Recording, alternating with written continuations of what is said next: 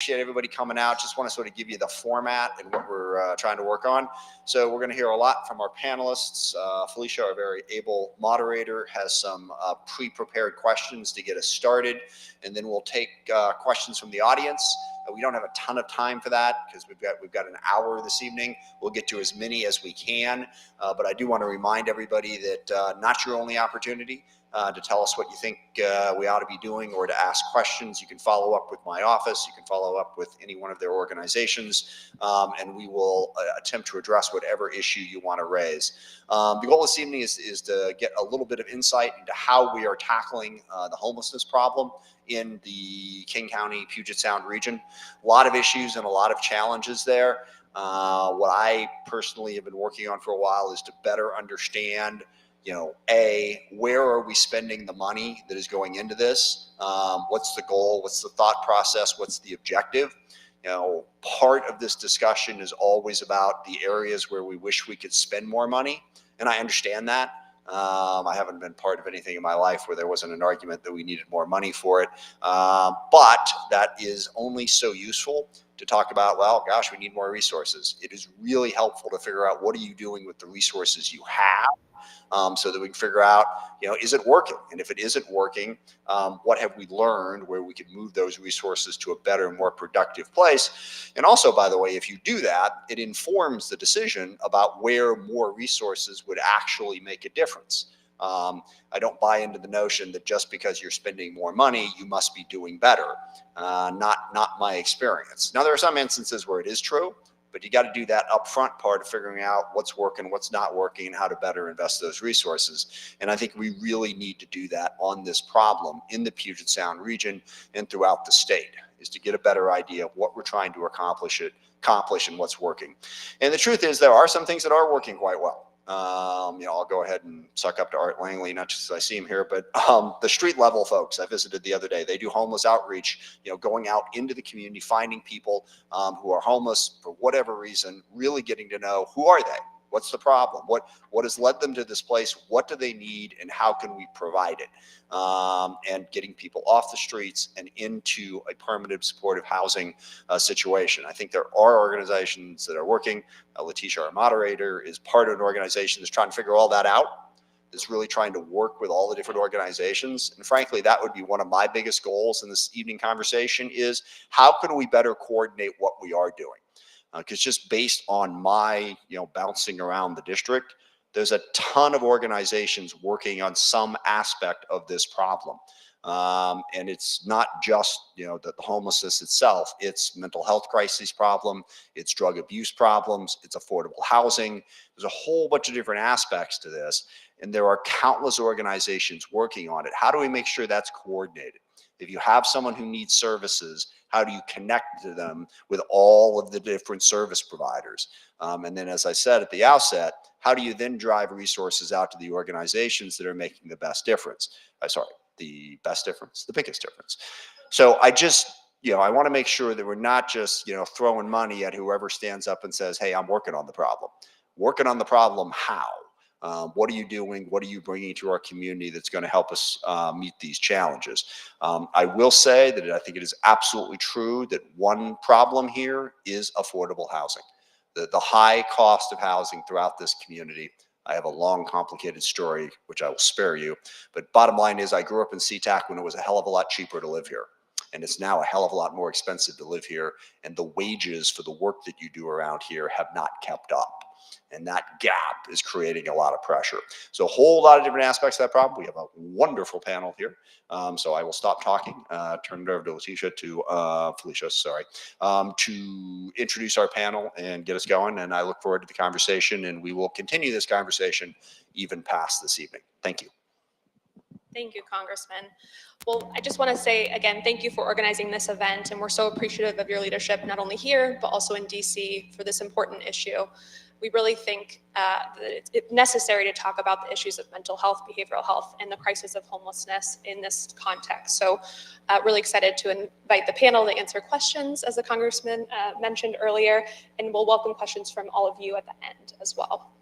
So as I said, my name is Felicia Salcedo. I'm the Executive Director of We Are In. We Are In is a new organization really working to address homelessness across King County. So in places like here, Kent, South King County, but all across the county, we're really thinking about this issue. And today, we're excited to invite others to talk about how they're working on this issue, leaders across our community, and how we can coordinate better as well. We work alongside elected officials, service providers, the new King County Regional Homeless Authority, and others who are working to drive progress on this regional approach to prevent and end homelessness in our communities. So before we get started, I just want to do quick introductions from the panel, and then we'll dive into questions. So do you want to start, Leo? Hi, my name is Leo Flor. Well, these things are live. My name is Leo Flor, and I have the privilege of directing King County's Department of Community and Human Services. Hi, everyone. I'm Nicole Macri. I'm a state representative. I represent the 43rd Legislative District, which includes parts of Seattle. And outside the legislature, I actually work in homelessness services and behavioral health. I'm the deputy director of the Downtown Emergency Service Center, which is a nonprofit service provider based out of Seattle. My name is Joshua Wallace. I'm a person who is thriving in long-term recovery from mental health and substance abuse, having experienced many years of homelessness on the streets of Seattle. And I am proud to be the CEO and president of Pure Washington. I also do work with my company, Pure Services Consulting, in other countries with the CDC to build peer programs in other communities as well. Good evening, Dana Ralph. I am the mayor of the city of Kent. I want to welcome you all to our wonderful city this evening. Great. Okay, we're going to kick off with some questions. So for the service providers, Rep. Macri, Josh, this one's for you. How are you coordinating with government and other community-based organizations on your response to these issues? And then talk a little bit about how there are ways to streamline the services that are currently provided.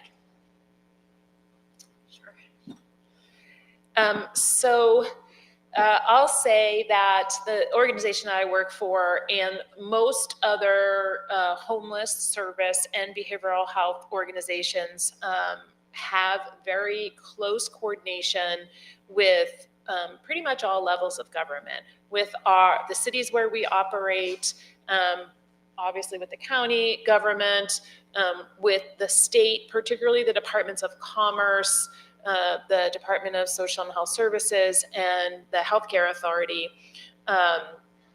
and with the federal government, particularly with the Department of Housing and Urban Development, or HUD.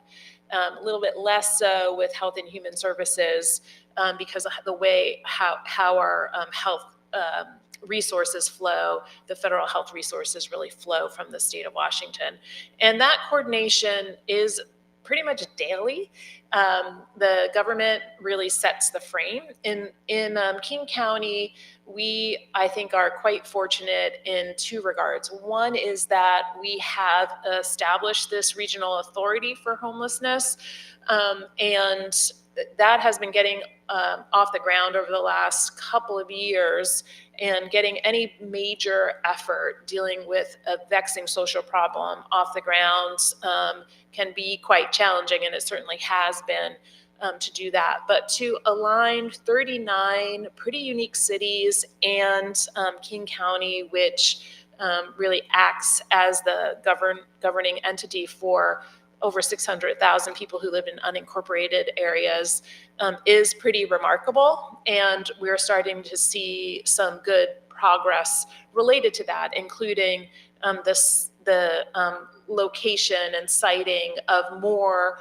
housing integrated with mental health and substance use supports for people, not just in the more urban parts of our county, but across the county. And the other really great thing that's unique in King County is that our behavioral health system and our behavioral health providers work very closely with King County, which basically manages a network of behavioral health services and connects that to the full range of human services that the county is responsible for delivering. So in all other counties of the state, the individual behavioral health organizations will contract with the insurance companies, including our Medicaid insurance companies, to provide services. And in King County, we're fortunate to have a much more coordinated system to ensure that there is a full range of services for folks. So not enough services for everybody who needs them, but really a much more coordinated and regional approach to both homelessness response and behavioral health. So I want to be careful as how I couch this. Our partnerships, we want to have with every provider, but the reason I want to be careful about this is because in the peer world, we're here to support intrinsic motivations. We're here to support people's autonomy. We're here to respect that people have their own individual needs and desires in life. And so when we begin to respect them and support them, then we get them to the right spot. And the reason I say it like that is because we don't create partnerships that benefit the organization. We create partnerships that benefit the individuals that want to go there. That's the most important thing that we can do. And so to that end, we utilize through our peers, both volunteers and employees, their experience in working with partner organizations in addition to what our staff do to go out and work with them. And so this is our opportunity to talk about what's available out there. Do you know what's there? Is there an organization that maybe specializes in BIPOC or with LGBTQ? Is there a place that's safer for you to go? But more than anything, as an organization, we're there to help people sort of manage life in its entirety. The work that we do is not often talked about, but when we talk about mental health and addiction, we're talking about chronic conditions, and chronic conditions require chronic care. And so we can't just send people to treatment or send people to hospitals, send them home and think they're going to be okay. We have to immerse them, especially with the stigma around it. We have to immerse them in communities of support where they go somewhere and all of a sudden, instead of being this blight on humanity, the experiences that they have are actually bringing light and hope to other folks. And when doing so, not only are we lifting them up and making them more accountable to their recovery, they're doing the same with others. So to that end, we've been doing this, and it's not just necessarily with people experiencing homelessness, although that's what we're going to talk about, but I want to say that we have had partnerships with the Department of Corrections in which we are working with the officers and also the inmates. We have built programs for first responders. And probably the most exciting thing to me right now that I'm working on is with the city of Renton, and some of my colleagues from Renton are here. And we're very proud of this new opportunity in which we are partnering with the city of Renton to address behavioral health. And this is where something that we always do in terms of we take care of the person and let's get you to the people who can help you with whatever those needs are, from legal to health to whatever it is that you need. But in this case, to be able to partner with the municipality on how do we address the needs of the city, so that we can make sure that we're coordinating that care in the best way possible, and to make sure that we're coordinating it in a way that is lifting up the individual as an individual and not as an object, not telling them where to go or any kind of thing like that. Further to that, one of the things that we want to do, we run the RMP programs. We handle South King County and North and the East Side now. And this work has been really important because this is where we've been able to go out and meet with officers when they have detained someone that this isn't a person that we need to take to jail. This is part of the holdover Blake bill, but we can go meet with them and say, hey, we're going to let the officer go about doing their business. That's what they need to do. I'm here to talk to you. I get it. Do you want some help? It's up to you. And if you want it, it's free, and we're going to help you as long as you need it. And so we find we have quite a bit of success with that. Imagine that. In fact, in King County, we have a 78% success rate of stopping arrest recidivism once involved in our program. We have a 51% success rate at stopping emergency room recidivism once being involved in our program. So there's a lot to be said about humanizing someone. So I'm excited about this opportunity because we're really being able to come together and talk about how do we help folks in Renton? How do we help our first responders be able to manage the work that they're truly trained to do? And so to that end, while we run this Recovery Navigator program as they exist across the state, we are working with Renton to expand that into the evening time and specific to their needs. So they don't need to drive someone and drop them off somewhere. They don't need to worry about sitting with them. They don't need to worry about releasing them if they feel unsafe.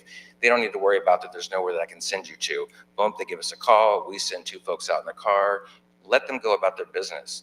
We know that when we engage with one, they de-escalate immediately. Let's begin getting them into services. Let's begin talking to them about their value. Let's begin talking to them about hope. And let's talk about it from the perspective of, I've been on the street, and if I can do this, Just listen to my story and see what you think. And that's where it really begins for us. And then beyond that, our partnership in working with other organizations is to get folks there. It's frightening, right? Especially if you have been in the system, you've been objectified, you're not sure how people are going to treat you. We're going to go with you, right? If you're afraid to walk up the stairs, we're going to walk with you. We don't talk for you. We don't any of that stuff. If you go somewhere and you receive services and it's not working and you need to move somewhere else, many people just back off and move away. If they're sticking with us and we're helping to address what's going on with their life, then come back. This group is going to help you. That's what we want to do and continue to do as we build these relationships. Thank you both. This question's for anyone on the panel. Are there gaps in delivery of service in our region? And if so, what changes should be made to better address these challenges? Actually, if the King County can start service, and then I'd like to hear from the service providers again on that point as well. Wonderful. So I think the question is, are there gaps in the system? So I think any sort of system in total is going to have people, so people to provide the care, and those could be folks who are licensed to do it at many levels, including peers. You need places for people to go or to be, and then you need programs or payment models that promote success, as the congressman was talking about. I think one of the biggest gaps that we have in our local system is that we don't have enough places for people to be. We don't have enough safe, dignified shelter. We don't have enough housing that people can afford, and we don't have enough behavioral health beds for people to be in when they need treatment. And in fact, we have been losing behavioral health beds. And one thing that we had an opportunity to look at over the course of last year is we have, over the last 5 years in King County, lost 1/3 of our residential behavioral health beds. And so that's a thing that we've got to understand as we are then turning to the people in our system. And I think this is another gap, and it's probably an appropriate thing to talk about here. You need people to do this work, and those people need to be supported at a level where they can afford to do the work long enough to become experts at it. And we don't have, that's just not true in our system right now. So amongst human services providers and behavioral health providers in particular, we have demonstrably lower wages, not just against the private sector, but even against other parts of the public infrastructure. So public behavioral health workers, for example, make about 20% less than their private medical system counterparts. They might have the exact same training or similar training. They certainly work in just as difficult and important work, and they are just paid less. And so, as the congressman mentioned, if you only make this much money and rent costs this much money, you can't live in the community where you want to do the work, and you start to do other jobs. So those are two gaps that I see. We need more places, and we need to support people so that they can afford to do this work long enough to really get expert at it. And can I ask you a question about that? Because that's something, there was an article this morning about the city of Seattle and the number of employees they have and how much they're paid in King County. Has the city or the county looked at the broad number of employees? There are a lot of employees there that are making a very substantial salary. And I think, what I hear from my constituents a lot is, okay, if we got all these people making all this money, how come we don't have the people out there at the front lines providing the services making that money? And has the city or the county sort of looked at their budget and said, well, there are examples of, you have a lot of people sort of wandering around the building there. Have we said, okay, what are these people doing when the crisis that we have is exactly what you just described, is having service providers, well, like you just described, the people who go out there in the streets and find, it seems like we're really top heavy in the government with a lot of administrators and a lot of different positions. Have we looked at the budget in that way and said, okay, can we move money from here down to these people? Yeah, absolutely. So I think, I can't speak for the city of Seattle or the city of Kent or any other city, but right. I can speak for what we're doing at King County. So one is just understanding the problem and speaking very clearly about it. So it is empirically the case, as the congressman mentioned, that people doing frontline work, people who are actually in contact, generally employed by nonprofit agencies, is the way that we operate in this state. They just make less. I think the average master's level social worker makes about $46,000 a year. $46,000 a year. So the question is, what do we then do about it? There's a couple things we're looking at. So one is we have to invest in people as infrastructure the way that we invest in buildings. And so the Crisis Care Centers levy is a good example of that King County voters recently approved. It says we're going to do three things. We're going to build crisis care centers. We're going to build back mental health residential beds, but we're also going to invest substantially, annually, predictably in people's wages. So to that point, how do we shift money out of buildings or out of the government administration and put it into the workforce so that wages can go up, and then also things like apprenticeships, things like pipelines, we can grow the workforce. I think that's got to be part of what we do. And I'm sorry to ask. I'm going to ask a couple of provocative questions here because these are questions that I get asked by my constituents that I think we do need specific answers to. First of all, in the crisis care centers, then I do want to let other people get in here. I don't want to just cross the gamut on this. But the crisis care centers, can you explain why? And I know it's just a county thing. There are other people involved. They're not scheduled to open until 2030. And I think that's really frustrating to a lot of people that we just voted for the taxes in 2023. We're talking about 5 facilities, one of which is already primarily built up in Kirkland, and it's going to take 7 years to stand that up. And then to get specific and to get myself in a lot of trouble, and just because my staff isn't working hard enough, I don't think, I want to make trouble for them. That's a joke. They are working very hard. There are 16 people in King County who work in DEI, who make a collective salary of $2.1 million. That's not even counting benefits. And I think DEI is important. I do. 16 people, $2.1 million. What if we cut that down to 4 or 5 and $500,000 and took the other 1.6 million and gave it to organizations like this who are out there on the streets getting homeless people off and supporting those care workers? That's the kind of question that my constituents want to get at. And there may well be an answer to it. Yeah, I don't know. But that's the exam and the stuff that I've got pushed back. No, I really appreciate it, and I love the opportunity. It is incorrect that it will be 2030 before these facilities open. So the levy starts in 2024. The first 2 are on schedule to open in 2026, and then 1 in 2027, 1 in 2028, and 1 in 2029. Okay. So that's the timeline that we're looking at. I will also say that I've been involved in siting and opening facilities for some time here now, and it is a hard thing to open a facility inside of a community. And it probably should be hard. Like, that level of engagement is important because it ultimately leads to more successful facilities. But that's what we've both budgeted for, planned for with the Crisis Care Centers levy. On DEI, I think anyone can look at a budget and then pick out a particular point and ask a question. That's totally fair. In human services work, one thing is super clear. There is a disparity and a disproportionality that I will predict without fail will exist in at least 3/4 of all sort of conditions in the community, whether it's incarceration, poverty, homelessness, poor behavioral health outcomes. It's going to be Black people and Native people are the 2 most disproportionately represented groups. That is not a mistake. It is Black people and Native people that our government for centuries adopted policies that dispossess them of land, life, liberty. And so when we talk about the role of government, DEI sort of, sometimes it gets this brand that I think is not really representative of. We are taking on the history of our nation that has created and perpetuated disparities that we would be, I think, negligent if we did not address. And I do think that takes resources. Did you want to talk more about the coordination of services question there? Yeah, the gaps and coordination of service. So I would say, I mentioned that I think that the fact that we're doing regional approach, both on behavioral health and on homelessness response, is a positive for our area. I will say we need to get a bit more sophisticated in that sense, in that we've got to make sure that we're more transparent and we sort of simplify it.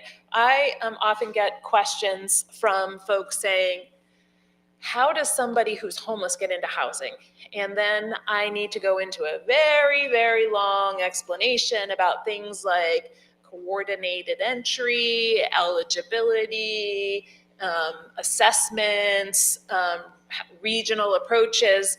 And what we need to do is figure out how we leverage a regionally designed system, but make sure that folks in very local communities can feel like they can have clarity about how the folks who they know who are struggling in their neighborhoods and their towns can actually get access to the resources that are being created in their communities. And that, I think, is beginning to happen somewhat in part because of some new initiatives. So King County is, I'll go back to some work that they're doing with the establishment of this health through housing initiative, creating more places for people to go by purchasing hotels, providing robust on-site services, and really working with communities to make sure that the folks who are homeless in those communities can be welcomed into those spaces. We need more of that. I operate the greatest number of supportive housing units in the county. They're all located currently within the city of Seattle. We are developing a building in Burien and have been having really wonderful conversations about, well, how do we shift the model to make sure that folks who are currently homeless in Burien will be the first to be welcomed in to a building that we open in Burien. And it's sort of testing and pushing on the assumed, frankly, overly bureaucratic approaches that have all been developed, I think, with good intent, but can sometimes have unintended consequences. The other thing that we know is that when there's lack of resource, people with the greatest barriers will be the folks who are most likely to not be able to access the things that they need. Leo just spoke about the disproportionate impacts on Black and Native, other BIPOC people in our regions. It's not a coincidence that people who experience homelessness are disproportionately Black and Native. We know that people with really profound behavioral health conditions, be it serious mental illnesses or serious addiction issues, are more likely to be homeless. To the extent now, I've got more and more people asking me on a routine basis, is this really a housing problem or is it a drug problem? Is it a mental illness problem? And what is it that we need to deal with really?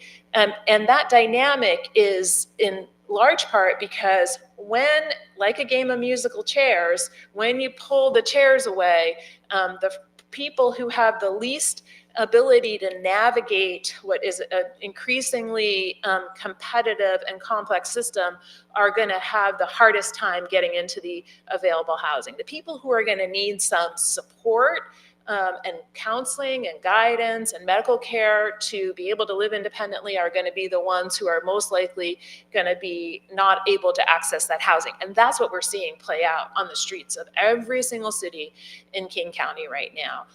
The people who have the greatest challenges are the ones who we see out there struggling. And so by not having enough housing for all of us, we sort of exacerbate this problem. So to address the needs of the people who are on the street, we need housing that is appropriate to their needs. But in order to address homelessness generally, if our housing was more affordable, then our challenges in addressing the needs of people with the greatest challenges would be a lot less. So that is a really big gap. And then we hear that more and more as a fairness issue, that as government, we focus on creating opportunities for people who have a lot of challenges. That's what government specializes in, right? The private market generally should be able to meet the housing needs of most of us, particularly those of us who are working regularly, but unfortunately the private market is not able to do that. More and more people who work full-time jobs can't afford homes in their communities or can't afford homes at all. And so making sure we are pushing policies that make housing more affordable, pushing policies that help people who need short-term help, so that way government can focus on the people who are going to most likely going to need more assistance with healthcare needs or subsidy to afford their rent, et cetera. So we've gotten really, really out of whack because of the scope of the housing crisis. And so we've got to kind of be playing on multiple fronts at once, because we have allowed this problem, not just in our region, this is a national problem. We have allowed this problem to get so big and so bad. Well, we don't have enough time to talk about gaps, so I'm going to try and sort of summarize in a different way. I think that we have a huge need here, and we have a lot of good intentions from up high. And if you don't understand what I mean by that, let me work on your car after we're done here, and then you'll understand. I wanted to fix it. You're probably not going to make it home. So the first thing I think of is, if you want to address homelessness, you have to have homes.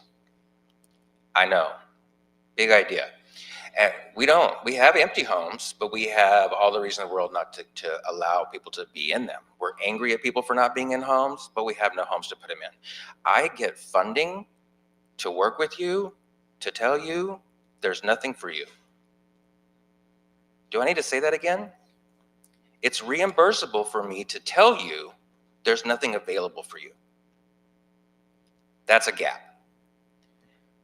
We talk about the crisis care center levies. These are going to be beautiful buildings, beautiful ideas. They're made for people who are having mental health issues, probably experiencing homelessness, likely having issues with addiction. What is going to be enticing to them to come here? There is a DCR stationed inside. A DCR is the person who can take away your rights by determining that you're a threat to yourself or someone else. You know where I don't want to go? A couple of places. I don't want to go to a police station to get my drugs tested. And I don't want to go get help for my mental health where there's a person there who can take my freedom away. Now, when we learned that people in Western State Hospital, over 100 of them have been cleared for release, but were not being released, meaning they don't have their freedom, it was because there wasn't any housing to move them to. When this was brought up, did we create housing? No. We created more beds to put you in and keep your freedom away from you. Now, how is that helpful? It's not. It's traumatic. And do you know what trauma does to you? It affects your mental health. I know, mind-blowing. When we talk about service providers like myself who have to go out and do this work, we are to do it all. But we're going to put you on what's called a cost reimbursement contract, and then we're going to pick which of the costs required to do the work we want to pay and leave it to you to figure it out. That's what they do to us.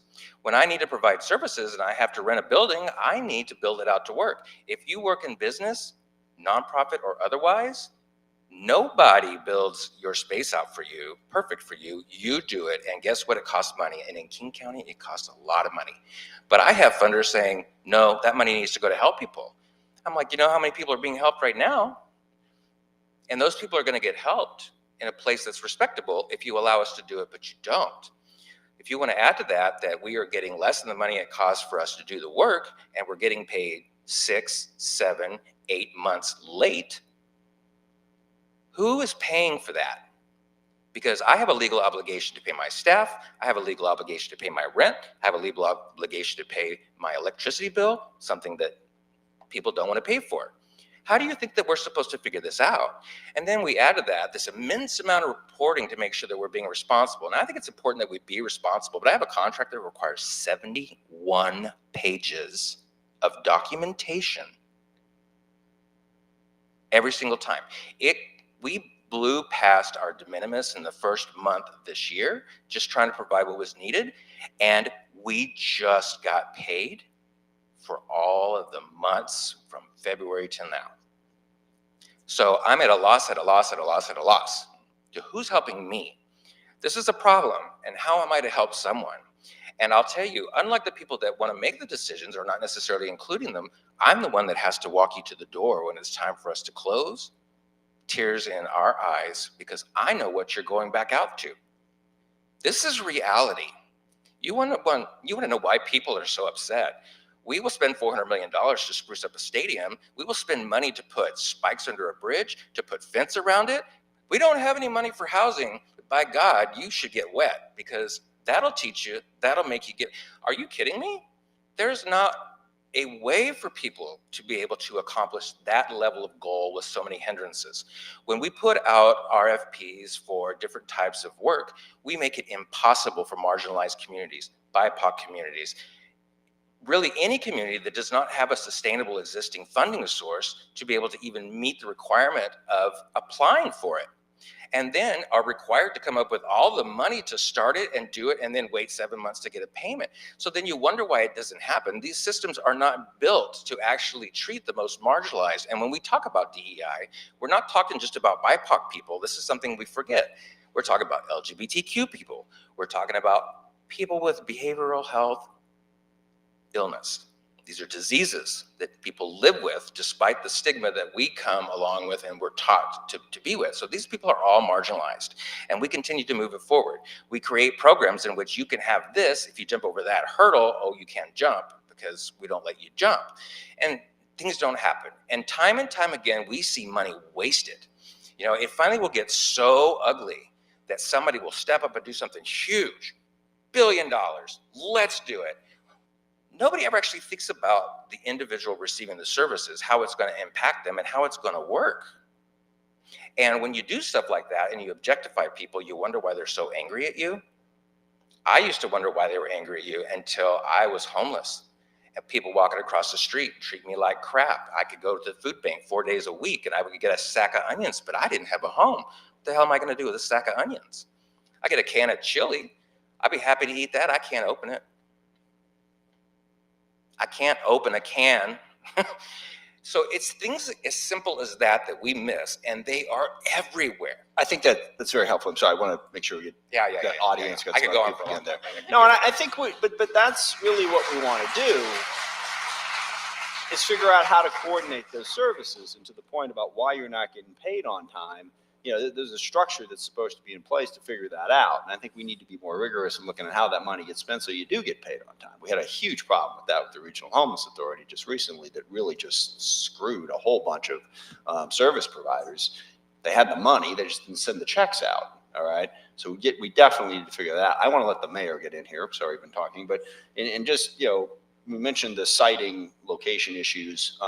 You know, from the city's perspective, you're one of those 39 cities trying to work within the whole thing. Can you give us a little bit of your perspective, you know, running a large suburban city on that front? Yeah, so siting, absolutely a challenge. Every neighborhood has their own needs and wants and ideas about what belongs. If I talk really loud, can you guys hear me? Then it turns that buzz off. I've got a pretty good outside voice. Okay, there we go. So it is about balancing that, but then it's also about making those brave decisions and making sure that what we're doing is working. So in Kent, we had the first permanent supportive housing development open 3+ years ago anywhere in South County, and I think potentially anywhere, you know, anywhere south of Seattle. There was no controversy around siting of that building, right? And they're doing a good job. Worked with the city and representative to your, we did work out some agreements that said, when you open one of those 80 beds, we want priority for people that are living homeless in Kent. They deserve the place to go. We don't have any issues there because it's working well, and we talk to people. And I think that's the other piece. It's having those open conversations. Leo and I spend a lot of time talking together. It was nice to see him outside of a screen today for the first time in a long time.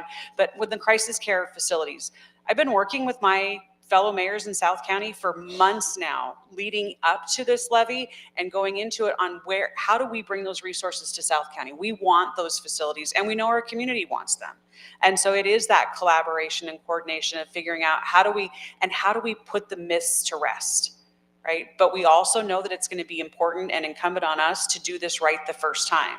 So it takes a little bit longer than people want, but if we do it right, then the next one happens faster and the next one happens faster.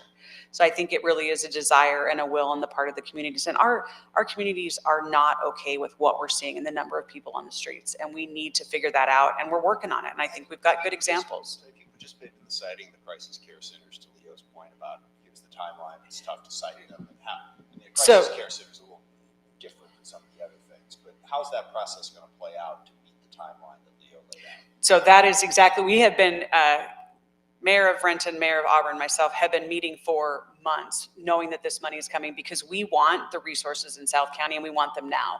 So we are meeting with Leo, we're meeting with service providers, we're meeting with one of our representatives from the 33rd district on making sure that those resources come now, because you're right, to that point, years from now it's not the right time. Today is the right time, and we need to figure out what that looks like. So 100% been working to figure out what that looks like and how we move that along. Thanks, Mayor. So the next question is for the Congressman. So can you talk a little bit about what actions are being taken at the federal level to address the crisis of homelessness and also the behavioral health crisis we're seeing here? Sure. There's three broad areas that the federal government can help with that.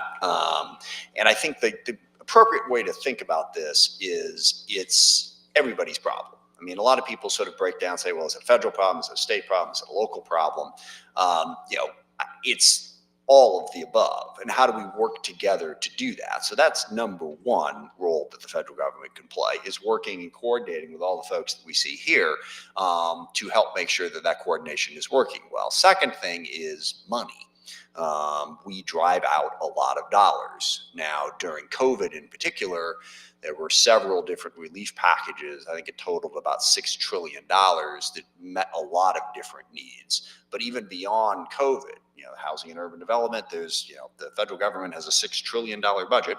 And that a lot of that money goes out to support local programs. And what I work on doing is working with our local communities to figure out where is it best to send that money. It's not best to have the federal government come in, which I'm sort of bleeding into my third point here, and say you have to spend it exactly this way. The best programs I see are ones where they, state, local, nonprofit, they fund different pieces of it, and the federal government's like the last mile. Okay, we get you a little bit to support this program or the other program. I'm able to do that a little bit directly as a member of Congress. We've put back in place congressionally directed spending, which is a euphemism for earmarks.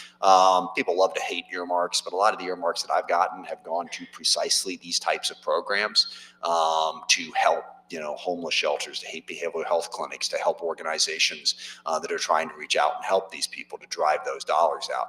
But the big piece, and where we, at the moment, I think it's fair to say, fail with your description of the 71 pages of documents, is while we're sending that money out, we all want to make sure that not one penny of it gets wasted, which is, of course, a complete impossibility. Human beings, we don't do things perfectly even when we're trying, but the regulation, I was at the detox facility, the DESC, I think is involved in Seattle. And one of their biggest challenges, a lot of the people getting in for detox are on Medicaid. All right. How do you make sure, again, to your point, that Medicaid pays you? Well, and they're losing, a lot of employees because they're sitting around all day trying to fill out paperwork to make sure that they qualify for those dollars. Now, the last point I want to make on that I want everyone to understand is that there is a reason for that. There will also, alongside the story about how, look at all the paperwork we had to fill out, is the story about, how the federal government gave, $10 million to some organization that was a complete scam, fraud, and they stole the money and ran away with it. And everybody's yelling, how come the federal government doesn't make sure that they don't waste the money? One of my missions in life is to make people understand that those two things are competing. We are not blessed with perfect knowledge. Okay, when some organization somewhere in, I don't know, Bismarck, North Dakota, applies for this money, we don't know who the hell they are. We don't know for sure if they're spending the money. So you set up, methods to try to figure out, okay, let's give us some reasonable guidelines to make sure we do get to know who they are. We don't do a great job of balancing that at the moment. I think there is excessive regulation. It's one of the things based on a lot of the conversations that I want to take a run at. Okay, is there a way to drive these dollars out? The private sector loves to say, and I agree, that they tolerate failure, okay? You have all manner of different companies that get started up and burn through all manner of money and fail. And they talk about how, that's good. We learned, we started the next company, we got better. We also have to understand that in government, and I forget who it was who described the fact that I think it was Nicole who described that, government's supposed to go out and help people who need the most help. There's going to be failure there too. All right. There's going to be ideas that don't work out. And that doesn't mean that the solution to it is to say, let's add another 500 pages of paperwork for the next one. Trust me, that's not the way Silicon Valley does it. So we need to reduce some of that paperwork and accept the fact there's going to be some loss, okay? Because we're not perfect. So one of the biggest things that I think we could do on the federal side is reduce the regulations around all of those dollars, that silo the dollars, that burden them, that make them less effective once they get out into the communities that are working on them. Thank you, Congressman. So we're going to move to audience questions now. If you have a question for any of our panelists, please come up here. We're going to have a mic here. So if you want to form a line to the right, that'd be great. Thank you.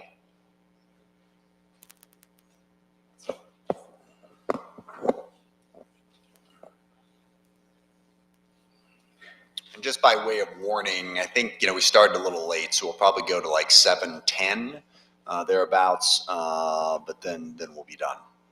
Go ahead, sir. Yes. Congressman Smith, you made a lot of good points talking about how we need more affordable housing.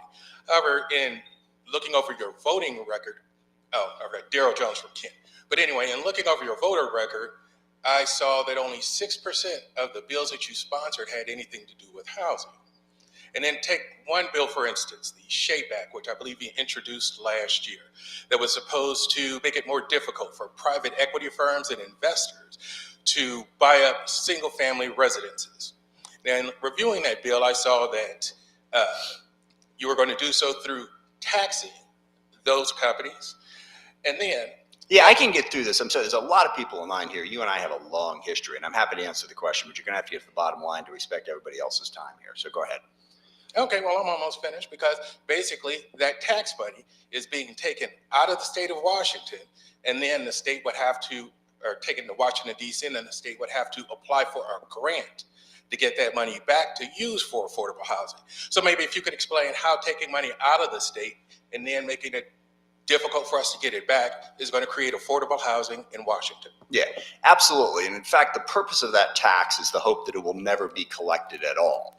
Because what I was going after was the fact that there are private equity firms nationwide that are buying up primarily starter homes, okay, and driving up the price of those homes by turning it into a private sector thing. The tax that we put on there, I forget what the number is, it is so high for private equity firms that they will no longer want to buy up those houses and drive up the price. If by some miracle they decide to do that, we then want to take that money. We're not taking money out of the state. We're taking money away from private equity firms and putting it back into housing. I don't want private equity firms buying up housing just to drive up the price, to make it more difficult for these constituents that we're hearing about to go out and buy housing. I think now it's not a huge problem in our state. It is a huge problem in Florida and a lot of other states. Private equity has no business in startup housing, in my humble opinion. People want to disagree with me on that. I'm happy to have that conversation. It is one more thing driving up the price of housing and make it harder for families to get that starter home and begin to build equity. So I want them out of the business. That's the purpose of that bill. I've answered the question. I'm sorry. My point is money's not going to come out of anywhere because the tax is confiscatory so that they won't make the purchase in the first place. The tax is on their purchase of the home, and it's so high that it's going to price them out of the market. That's the goal and the point.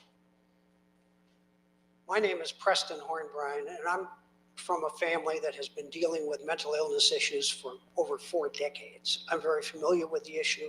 I'm an advocate, and I'm living with that issue in my family right now. I have a question for Ms. Macri, and it's a question you all have talked about at different levels. With the King County Homelessness, the King County Homelessness Authority, the new agency, it's a wonderful concept. We need an integrated approach. You had an initial leader, Mark Dones, that didn't get past first base with the agency. And I'm familiar with the various sectors that are looking for relief from that. Not only the seriously mental ill group, but also the working mental ill group, which is a different sector, different stakeholders, substance abuse sector, as well as affordable housing. All in those sectors in government, we have good people working in those sectors. I know people from the top down to the service providers. And aside from the issue of the money coming in, I know there's not enough money overall coming in. That's a systematic problem. And apart from the fact that the actual service providers aren't paid enough to live on it and stay on it and not turn over every 3 years. Aside from that, I suspect part of the problem is you have silos within that agency. The mental health agency, the behavioral health agency, the lightly mentally ill and affordable housing, are they competing with each other?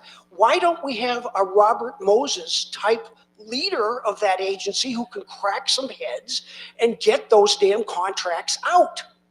What's going on there? Thank you for that. I'm not sure I would say Robert Moses is the example we want to follow. For those, yeah, I mean, I hear what you're saying in terms of the take charge, but for those of you who are unfamiliar with Robert Moses, he was a big advocate for the public housing movement in our country, but really built enormous housing projects that segregated low-income people and particularly people of color. These are the projects that he produced parks. He also was a big proponent of cutting highways through low-income neighborhoods.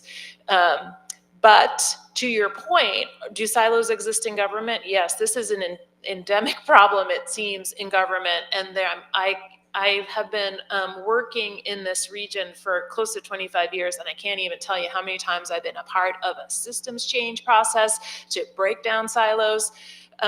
And so I think we're always trying to, and I think all of us who work and serve in government have participated in such processes in the past. I do think the regional approach has been helpful, and I think it actually has gotten us a bit past first base in really reframing how we as a region in King County think about approaching the problem of homelessness and responding and engaging with local elected officials, honestly, for, I think, the first time in earnest about that, in creating sort of sub-regional efforts to bring together community leaders who are going to have some affinity with one another because they're dealing with similar kind of sub-regional issues in South County or East County, North County.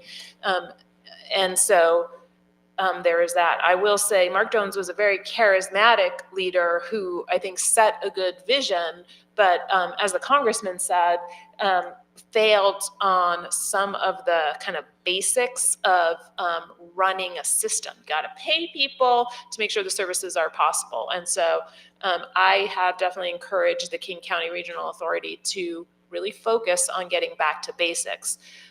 In terms of how to work across systems and across agencies, I have spent a lot, I'll sort of put on my state legislator hat here because as a legislator, I have really pushed on our governor and state agencies to work across their boundaries. And one of the examples I point to, I was a big skeptic of this effort that Governor Inslee had to address unsheltered people on state right-of-ways. I'm like, been there, done that. I can tell you, I've lived in the city of Seattle for a really long time. I know all about shuffling unsheltered people from one part of town to the other. And the governor, I think with his leadership, put together the heads of agencies, the chief of Washington State Patrol, secretary of transportation, head of the Department of Commerce, head of the Department of Social and Health Services, and said, you've got to figure out how to work together, not to shuffle people around, but to actually figure out what is causing them to be unsheltered, move them into places that are safer, including and especially permanent housing, and stick with them through that. And through that process, we have seen the long-term resolution of unsheltered homelessness in several areas around the state. The most notable may be in Spokane, where they had an encampment of over 600 people, which I visited, and They worked for over a year to make sure that folks were going to be moved into housing. They made sure the leadership of these state agencies were working together to get it done. And it takes that kind of leadership to make sure that folks who are running these government entities are working together. So I think I'm not without hope. If I was without hope that we could get there, I wouldn't have been working in this field for this long, and I certainly wouldn't be committed to the public service work that I do. But I think you raise very legitimate issues, and holding both elected officials and government workers to the... You just get Yeah. a long line of people Oh. there. If we could wrap up, we're going to have a devil of a time getting through everybody here. So if we could Oh, yeah, sorry. maybe do a lightning round here for the last 4 or 5 comments and questions. Microphone. I'll be super quick. Western State Hospital, when I first started work there, 943 patients. They closed it. And suddenly people have amnesia about our homeless problem. Where are all these people coming from? What do you think happened to those people? What do you think happened to them? They're here. Second thing, DESC used to house hundreds of people every night before the pandemic. You can say what you wanted about DESC. It was full of drugs. It was violent. There was housing for people every single night. You guys don't do that anymore. Terrible. King County, why on earth are you closing mental health group homes? Chartley House, 120 beds for the people who are the most low functioning. People with mental illness, especially schizophrenia, sometimes needs 24/7 supervision. They need group homes, and you have closed them. There used to be 10. Now I believe there's 4. Okay, thank you.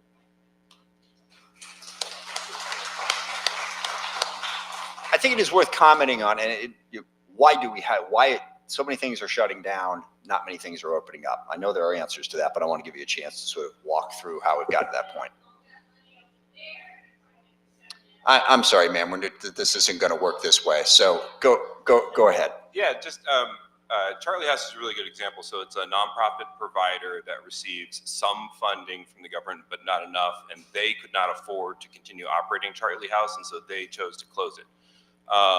And the government bears responsibility. Human Services is the only place where the government will issue a contract for less than the full cost that it costs to do something. We don't do it with roads. We don't do it with defense. We don't do it with law enforcement. We do it in Human Services. We think it's okay. I'm part of that system, and it's the thing that we've got to stop so that we don't put providers in those positions where they have to shut down. Go ahead, ma'am. Thank you. Hi, I'm Robin Tatsuda, Executive Director at the ARC of King County, who I know some of you. Representative Macri, you got the closest to saying what I needed to hear, but there was one word that was missing: disability. Over 50% of the homeless population experiences some kind of disability. We know a lot of it is mental health, but it is certainly not all. And yet you will see nowhere in any of the strategies to address homelessness will you see strategies that are disability centered or disability inclusive.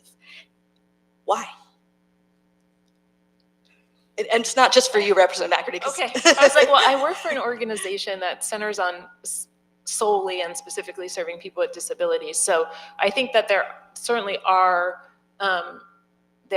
services, and I think we should, and Robin knows this well because we've talked about it, talk about the dynamic of intersecting oppressions here and stigmas, and certainly we experience that in the homeless service sector and in the human services sector in particular. So incredibly important to raise up. I will say that there has been significant progress, and Josh alluded to it, but I can say in my organization, we don't have an outreach team or a service program that does not include peer providers, people with lived experience, as an essential part of that program. That wasn't true a decade ago, and government didn't acknowledge that or pay for it a decade ago. So we've got a long way to go in overcoming stigma around disability. But I do want to acknowledge that we've made some strides in recent years in particular. Hi, Tina Ack with Seattle Indivisible. I'm hearing that the service providers doing this critical work in this crisis are overtaxed and resourced. I don't know a single person in my orbit who is not just saddened and distraught about the seriousness of this issue and would like to help in some way, but don't know how. Is there any role for normal community members to assist you in this work? It's a great question. Go ahead. I would like to answer that question.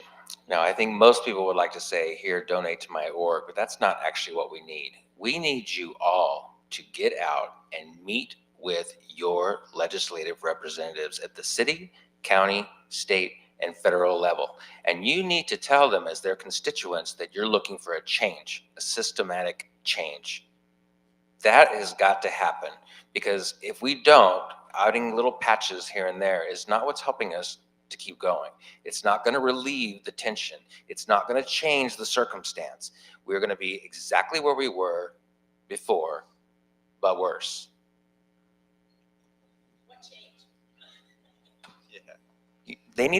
First of all, we need to move past the stigma around behavioral health and addiction, 1. 2, if we're going to fund things, let's talk about addiction. Stop funding one drug at a time. Are you kidding? Further to that, there aren't people that just have one addiction, they have multiple, and then they have co-occurring. There's so many other things that are going on with folks, but we want to lean on the professional work, and that's extremely important, but professional work is specific, and people are not specific. We have a whole pie of who we are, and where's that being addressed? It's not. And when we talk about the question earlier about how are we addressing mental health, it's not being talked about. The way that we're addressing it is that we have these great crisis centers coming in where we can direct you to the many new beds so that we can lock you away and cause some more trauma and not really help you. And so this is the problem that we have. Right? And so, you know, if you're not sure what to talk about, let's meet and talk. But you have a voice, and you have a choice to have a voice with your legislators, whether you know it or not, and it's powerful. And if you're not talking to them, someone else is.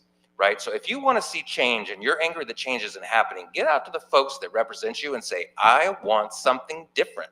And even if you don't know what, say, I need you to go talk to all of the people who work in this environment. Not some, not the white people, not the big orgs, everyone. And let's find out. You know, when a for-profit company launches a new system, they walk it through to make sure it works, right? Toyota doesn't sell you a car that they didn't test drive, make sure that the wheels turn. So why are we trying to implement these system changes through singular organizations at hundreds of millions of dollars, even when we claim to be bringing in the word of lived experience, but nobody has ever actually sat and walked through it to see if you could actually make it from the beginning to the end, and oftentimes you can't, because there are where we find the gaps. Good evening. My name is Kit Burns. I'm a retired architect. I was the project manager on Kent Lake High School. Also on Auburn Mountain View, which I really enjoyed. And so I see the world through the built environment. And for those that would like to know about Robert Moses, there's a great documentary called Citizen Jane. It talks about Jane Jacobs. So, but what I'm talking about, or what I want to bring up, is the need for building housing. Because if you have people that are shifting around, they don't have a stable community, it's not going to work. And I'll mention in Tacoma, we had this apartment building that had 115 units. It went before the city council with 115 units, and the lowest cost unit was $900 a month. Every one of those units, 6 years later, went up by $400 a month, $400 to $500 a month. That's another $6,000 a year. And so what I see a real needed solution is federal government to build not public housing, but multi-income housing, so everybody can live there. And I based this on a class I took at UW Tacoma, and they said that if you have multi-income housing and 40% of it is low income, that's a happy community. Yeah, this is we have to do that. actually something that we debate a great deal. And there are a lot of housing projects that do precisely that. I think the range is 30% to 80%, and you will build for any units. And there's still a lot of controversy in terms of what's funded. A lot of people are like, no, you got to help the people who are most desperate. We need more below 30%. I agree with you. And I think most people do agree with you. If someone on the panel can disagree with me, that those are the type of projects that we're trying to fund. And there are many being built. Even in Bellevue up in Eastgate, there's a permanent supportive housing that Plymouth just built. And then there's a larger workforce housing that attempts to hit those numbers as well. So I think the debate is headed in your direction, but it's still a big point. I saw we get two more people here. We're already out of time. One thing is that we found out that this is the thing I discovered. When we have low-income housing and we give them a tax rebate, those expire. Now, I know the states has done that, but our housing for low income is disappearing faster than we're building it. Yeah, no, that's absolutely true. Yes, please. We're already over time, but if you could go as quickly as possible, that'd be great. Go I'll ahead. just go really fast. My name's Amanda. I live in Kent and I work in homeless services. And my question, I suppose, is mostly for Mayor Ralph. Oftentimes we run into barriers when we are trying to bring services to folks who are actively living outside. As you know, we don't have a place to bring them inside. What are your thoughts on increasing services to the folks who are currently living outside, such as shower trucks, medical care, things like that? I've heard some conflicting ideas and I just hope you could clear that up a bit for me. Sure. I think our primary goal has to get people that are not housed and into housing. And so we really focus on that, not conflicted on providing people with services. People need dignity. I don't disagree with that. I think it is in what are we doing as far as moving people through the process versus perpetuating and keeping them stuck where they are. I think that too often that seems to be what's occurring. So not opposed to helping people and moving them through and getting them into housing, and that has to be the goal. So I don't know what the conflicting part of that is. Oftentimes we run into barriers with local government where, say a shower truck is brought in and it gets shut down or told that we're not able to bring that into a community. It happens a lot in South King County, and it's quite unfortunate because hygiene, medical care, those are, things that all humans need, regardless of if we are outside or have a home. Yeah, don't disagree that a perfect example is Kent Lutheran provides a Monday night supper, and the medical van motorhome is there all the time. We are very supportive of those kinds of things. Thank you. I'll make it reasonably short. I'm an old-time system engineer, got a couple of spacecraft, a couple of satellites parked on the moon, and I'm observing that you guys are doing a great job for what you're doing, but you are not working on a problem. You're working on the results of a problem. And let that sink in. You're working on the results of a problem. And what are we doing to get around of that? Why are houses so expensive? And you don't have to answer that. My other question is, why don't we hold people responsible for their actions? The homeless belong to that group too, and so do the people in government. Okay? The other question that I have, where do we document all of our things that we want to do so that the rest of us can take a look and put a grade on it? My questions. Thank you. And thank you for what you're doing. I want to really quick weigh in on a little bit of that. So one of the things that when we were talking about gaps that I really want to put out there is we've got a system, and I think we need to figure out the whole idea of this warm handoff. Like, how do you get from one step in the process to the other? So police are called, fire responds, Kent is funding our co-responder model. So we've got social workers and people responding. And then what's the next step in the system? But what we don't talk about enough is the prevention side. Are we looking at the social determinants of health that get people into positions where then they need that help?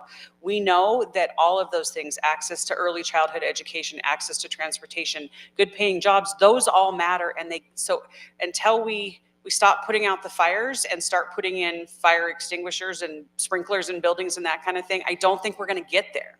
So that to me is, to your point, it's like, how do we how do we make sure that we're focusing equally on prevention as well as resolving the situation?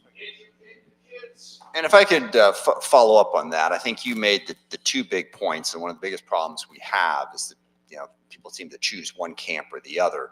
On the first point, I think we have a real problem in this country that we don't have enough supportive services for people from the very beginning. And you can look at the statistics, you know, all the developed countries in the world, you know, and that was the point. And I'm going to do a partisan thing here, but the whole Build Back Better plan was about making more of an investment in people across the board.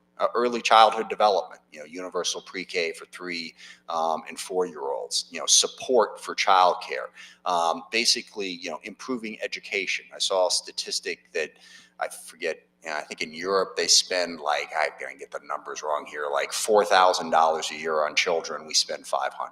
Okay. And I think that is a really important thing, which I'm in favor of. But the second point that you made is really important. We also have to have personal responsibility in that. I always see it as a balance, and I never understand why I'm constantly in arguments with people who choose one camp or the other. You know, oh, how can you expect anything from these people? Look at what they've been through, you know, on the one side, or the other side, you know, we can't be having all these supportive services. People have to stand up on their own. It's both. Okay. I mean, you got to strike a balance. You know, you have to set expectations for people. You have to hold them responsible for their actions, and you have to put them in the best possible position to succeed. And I just wish as a society we'd get out of the whole far one side or far other debate and really do the hard work of trying to find that balance. You know, what is the right amount to expect from people? What is the proper way to hold people accountable and responsible for their actions? And what's the best way to give them that support? That's what we really need to try and do. We are going to wrap up now. Again, not the only opportunity here. I'm sorry, ma'am, I had said we were done 10 minutes ago, but if you can say something quickly. Yeah, okay. Do not know it's a good question or not, but I just wonder if there is a survey of these homeless people. Is it a bad thing to do? I do not know, but I volunteer for Citizens Program and other stuff, and I do not have very close contact, but what I see, and some of time I think it become even fed, whether it's a drug problem or these young people, why are I think there? I can answer the question. The question is about a survey, and this is actually a matter of some controversy. And it is difficult because on the one hand, you really want to get data. Everyone's in love with data. And I think that's an appropriate thing to do. You know, theoretically, we have an identifiable number of people who are homeless. We also have an identifiable number of people who are at risk in a variety of different, you know, settings. And we have a whole bunch of services to provide for them. So let's say it's 50,000 people or it's 100,000 people, whatever the number is. Let's go out, boom, boom, boom, boom, identify them. What's your problem? To your point about, you know, multiple different drug problems could be part of it. Let's, you know, do that survey, and then let's, you know, try something and see if it works and have data behind it. Personally, now the other side of this is paralysis by analysis. Okay, you can go searching for data all day long and not actually do anything. Okay, you can study, well, here's what's what, and then you look up and go, we don't have any money to actually provide services because we spent all the money analyzing a whole bunch of data. You know, anything you're trying to do in life, you're going to have to try to balance those two things. I will say, for my part, I think we need to do more in this region to get more data, to really look more at the numbers. But again, you can spin yourself right into the ground pursuing data and trying to get an exact, you know, proof on something. So that's the balance. I think all the policymakers here, we're all trying to strike that balance. We don't simply want to analyze people. We want to help them. Now, to help people, sometimes you have to analyze them, and then you try to strike that balance. Thank you very much. I think it's been an incredibly useful discussion. I appreciate you participating in it, and it will be continued. And thanks to all of our panelists. Outstanding job. I really appreciate it.